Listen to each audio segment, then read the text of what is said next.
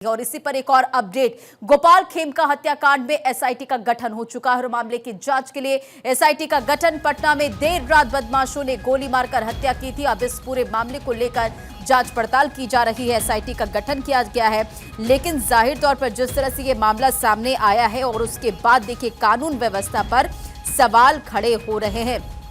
पटना से ये खबर और तस्वीर आपकी स्क्रीन पर है।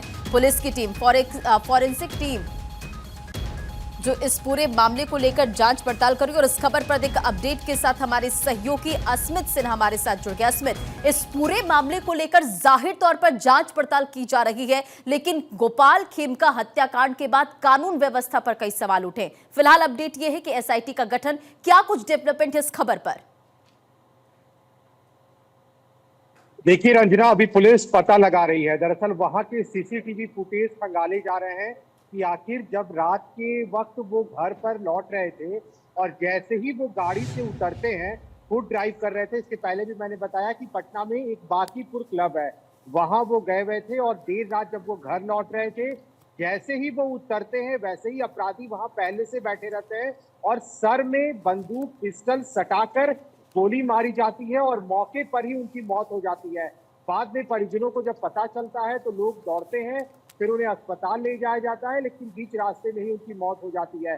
फिलहाल देखिए, वहां पर जो पुलिस टीम मौके पर पहुंची थी, उनके अकॉर्डिंग उनके बेटे की हत्या 2018 में हुई थी और जिसको लेकर के कई ऐसे विवाद रहे हैं। पुलिस अब तक खुलकर तो नहीं बता रही है, ना ही कोई ऑफिशियल स्टेटमेंट आया है, लेकिन ये जरूर है कि क्या जमीन का कोई विवाद था या फिर कोई पुराना रंजिश था जिसकी वजह से प्लानिंग करके गोली मारी गई है। इस पूरे मामले की जानकारी पहले पुलिस इकट्ठा करेगी, उसके बाद ही कोई ऑफिशियल स्टेटमेंट आ पाएगा। लेकिन वहां पे जो सीसीटीवी फुटेज जो खंगालने की कोशिश है, उससे ये पता लग पाएगा कि अस्मित, गांधी मैदान थाने से 300 मीटर दूर इस वारदात को अंजाम दिया जाता है, यानी कि एक बिहार के बड़े उद्योगपति की हत्या कर दी जाती है। अब कानून व्यवस्था पर जाहिर तौर पर सवाल उठेंगे। सवाल यह भी कि आखिर अपराधी किस कदर बेखौफ होकर पटना में घूम रहे हैं।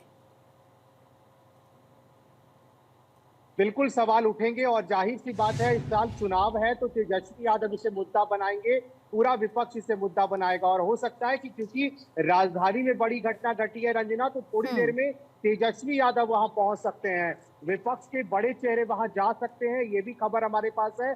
लेकिन पप्पू यादव कल रात नहीं पहुंचे थे, ये बड़ा मुद्दा बनाया जाएगा क्योंकि राजधानी पटना में गांधी मैदान थाना के सिर्फ 300 मीटर दूरी पर ये बड़ी घटना होती है। उसके बावजूद पुलिस 1.5-2 घंटे बाद वहां पहुंचती है। परिजनों का ये आरोप है कि अगर पुलिस जल्द पहुंचती तो कुछ एक्शन तुरंत लिया जा सकता था, लेकिन पुलिस ने देरी की है, जिस वजह से कई सवाल उठ रहे हैं। विपक्ष इसे मुद्दा बनाएगा। अस्मित, जरा ये भी बताइए कि फैमिली की तरफ से, परिवार के लोगों की तरफ से क्या जानकारी से लेकर दी गई है, क्योंकि एक तरफ तो जांच पड़ताल की जा रही है, एसआईटी का गठन हो गया है, लेकिन क्या फैमिली की तरफ से ऐसी कोई बात बताई गई है कि इससे पहले कोई धमकी मिली हो? क्योंकि जिस तरह से इस हत्या की वारदात को अंजाम दिया गया, जाहिर तौर पर जो अपराधी होंगे वो उन्होंने रैकी की होगी, क्योंकि घर के सामने इस तरह से गोली मारना, उनकी हत्या करना।